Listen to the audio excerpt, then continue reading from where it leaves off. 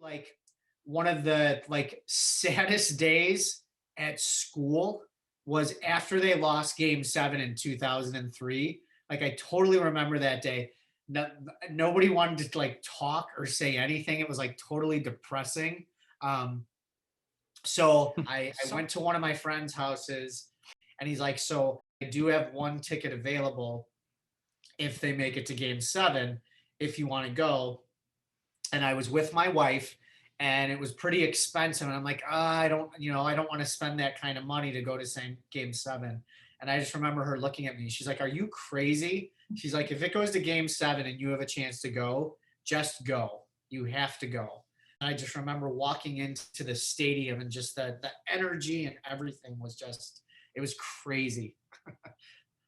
But the critical point in the game was they had a 3-run lead and a guy comes up to bat and he hits a 3-run home run.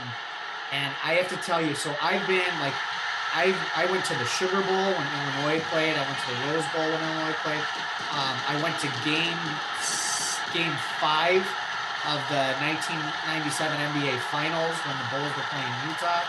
That is the loudest like single moment I've ever remember hearing in a stadium. When that guy hit that home run, like every Cleveland fan in that stadium was just screaming.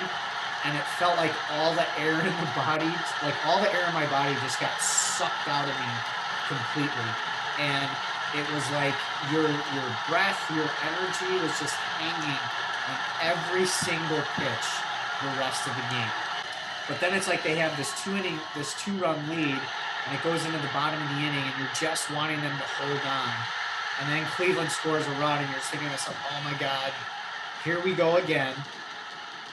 That was when all those thoughts started creeping into my head. Like, oh my God, they are going to blow this again. I can't believe this is going to happen. And that was when all the negativity of the Cub fans, like you could just feel the negative energy in the stadium. Like everybody was thinking, oh my God, here we go again. Like we're going to find a way to lose this game. Like we were totally in control.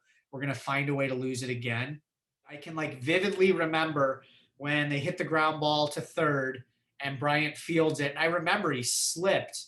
And I remember for an instant thinking, oh my God, he slipped. He's going to overthrow the ball. But then he threw it to first and they got the out. And where my seats were, I was in the upper deck, like in the second row, but I was on the first baseline. So we like that play was like coming right at us. So that was really cool.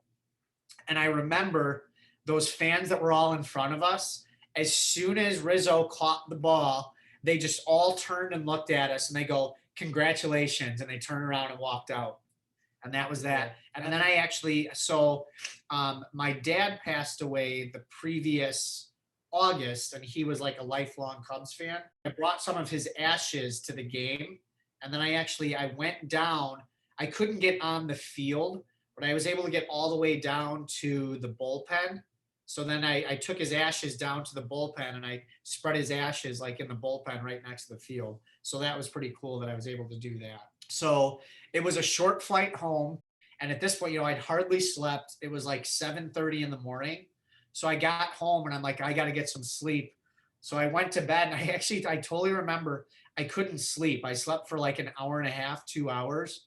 So I'm like, I woke up, I went to Dick's and I bought this hat and whatever World Series stuff I could get because they had just gotten it all in.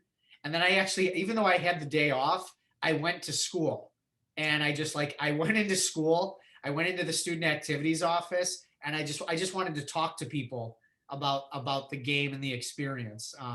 Even though I had the day off of school, I'm like, I got to go in and talk to people. So I went in that day and then I went to like 7-Elevens to try to, I just started buying like every like Tribune and Daily Herald I could find that had pictures and stuff for the game. I remember for months after the World Series, like anytime you saw somebody and you were both like wearing something Cubs, you said something to each other, like a total stranger. It didn't matter who it was, but if you both had something Cubs on, you said something to each other. So I think if there's one like takeaway, it was definitely just the pride that you could sense in the city that we finally accomplished something that was such a big deal because we'd heard forever that like the Cubs were never going to win the World Series again.